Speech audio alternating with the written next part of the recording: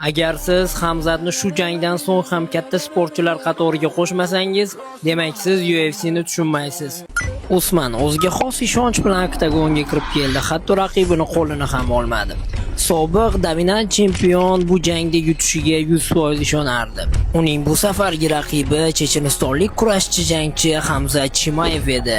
U UFC yulduzlari qatoriga bo'rondek kirib kelayotgandi. U o'zining aql bovar qilmas bosimi va kurashi bilan hammani hayratga solib, hammani qiynab kelayotgandi. Lekin uning bu safargi raqibi kurashdan ajoyib himoyalanadigan Kamaru Usman edi.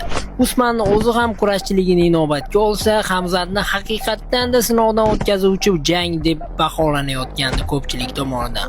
Va shunday ham bo'ldi. Dastlabki raunddan Hamzat o'z kurashini Usmanga o'tkazdi, lekin Usman ham yomon himoyalanmadi. Mana bu vaziyatda sal qolganda Hamzatni sindirishi ham mumkin edi. Lekin chaqqon Hamzat himoyalanib qoldi. Birinchi raund Hamzatning yaqqol ustunligi bilan yakun topdi. Usman deyarli hech narsa qila olmadi. Ikkinchi raund ham portlash kutilayotgandi, chunki Usman bu safar yaxshi himoyalanadimi deganda Hamzat bu raundni ham to'laqonli kurashda o'tkazdi va Usmanni umuman imkoniyatsiz qoldirdi. 3-raundga kelib esa vaziyat o'zgardi. Zarbalar Usmandan ham Hamzatdan ham oyoq zarbalari, lekin manziliga yetib boravermadi ha deganda.